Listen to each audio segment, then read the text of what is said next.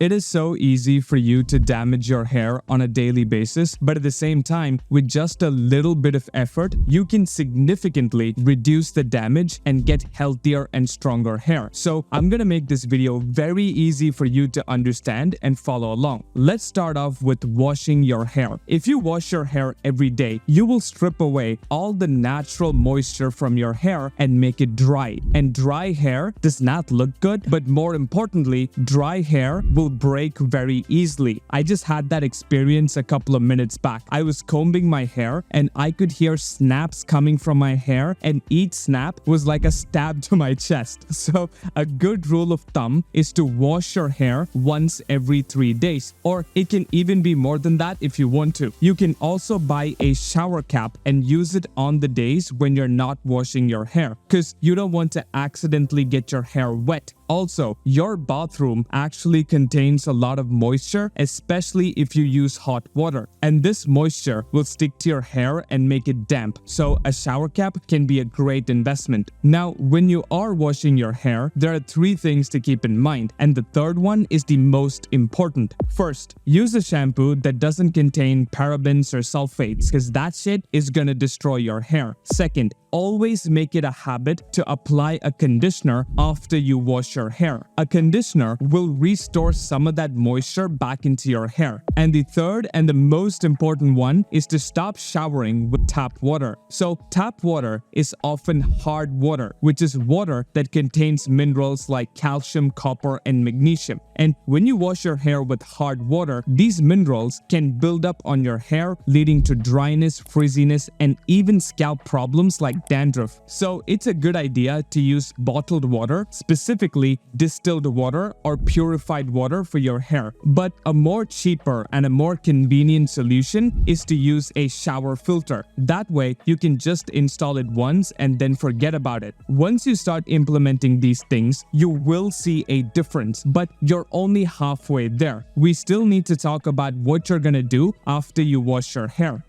Wet hair is incredibly prone to damage. This is because water is getting absorbed into the hair shaft, which will weaken the structure of the hair. But most of us don't realize that. Instead, we rigorously rub our hair and detangle it with a comb because we're in a hurry and we need to get it done ASAP. If you do this on a regular basis, I can guarantee you that your hair will start to break and you will lose that thickness. So when it comes to wet hair, you only have 2 options. Either leave it alone or be gentle with it. That's it. That's all you need to remember. Personally, I would recommend that you pat dry your hair to get rid of that excess water. You don't have to dry your hair completely, but about 80 to 85% is enough. And at that point, you can gently detangle or comb your hair. But when you do that, always start with the tips of your hair and then slowly make your way up. If you want to be extra careful, you can even start with a wide tooth comb to do all the basic stuff and then use your regular comb for everything else.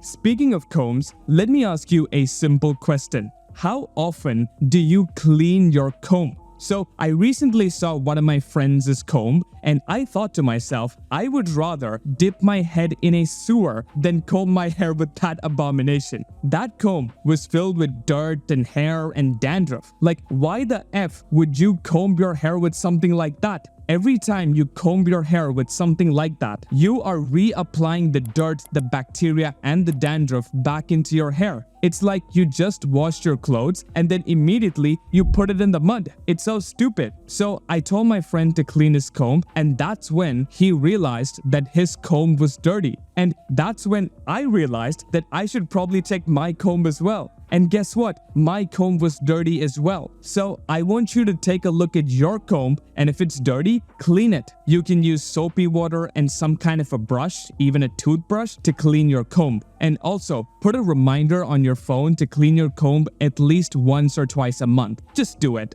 Anything and everything that creates too much heat on your head is no good. This includes putting hot water on your head, which is just the worst thing ever. Just don't do that, please. It also includes blow drying your hair, wearing helmets and hats for an extended period of time, and too much direct sun exposure. If you want to blow dry your hair, then use a cool hair dryer. It works the same way, but instead of hot air, it produces cold air. If you're someone who wears helmets a lot, then buy a helmet that has good ventilation. And regarding the sun exposure, just do what you can. Like, I really don't know what else to say.